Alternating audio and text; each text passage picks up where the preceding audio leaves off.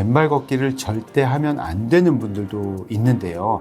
특히 상처가 났는데도 모르고 계속 걷다가 막 감염이 되고 그러면은 절단까지 갈 수 있기 때문에 그런 분들 절대 하시면 안 되고요. 자신의 발 상태에 맞춰서 너무 무리하지 않는 범위 내에서 안전하고 즐겁게 운동하시기 바랍니다.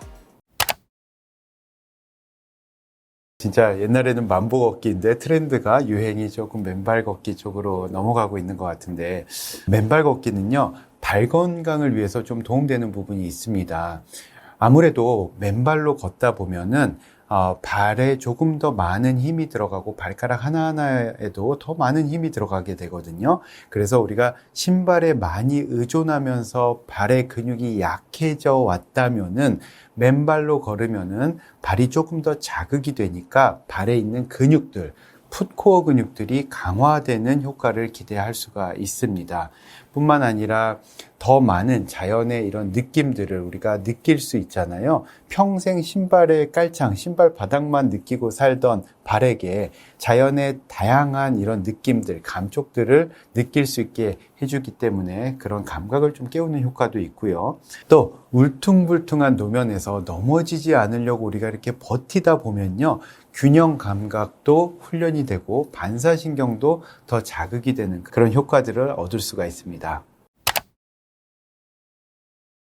네, 맨발 걷기를 시작하시기 전에는요, 충분한 준비 운동이 꼭 필요합니다.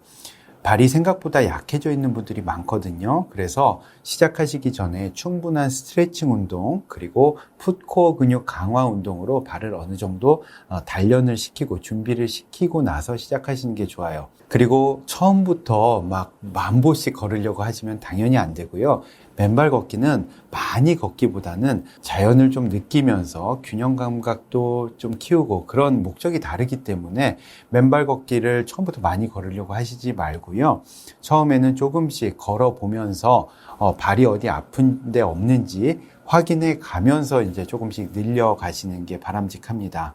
걸으실 때는 잘 정비된 안전한 길을 걸으시고요. 다치지 않도록 앞을 잘 살피면서 걸으시는 게 필요합니다. 그리고 걷고 나서는 상처가 생기지 않았는지 깨끗하게 씻고 확인하시는 게 필요합니다.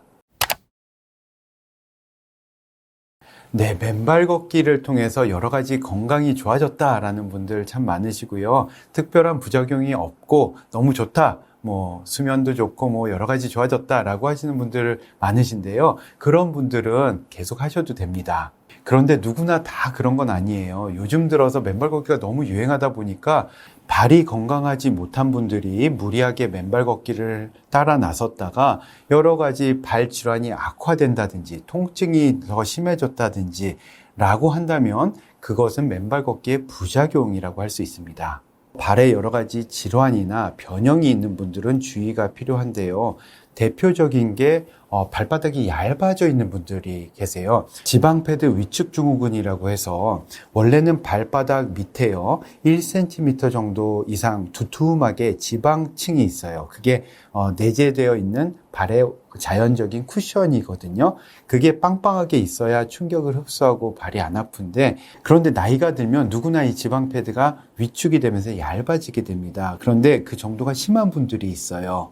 그래서 발바닥이 너무 얇아져 있는 분들은 충격 흡수가 안 되기 때문에 그 충격이 그대로 다 뼈와 근막과 이런 데로 전달이 되는 거예요. 그러니까 통증이 심하거든요. 그런 분들은 쿠션 좋은 신발을 신고 걸으셔야 되는데, 그런 분들이 맨발로 걷게 되면은 더 많은 통증을 느끼게 됩니다.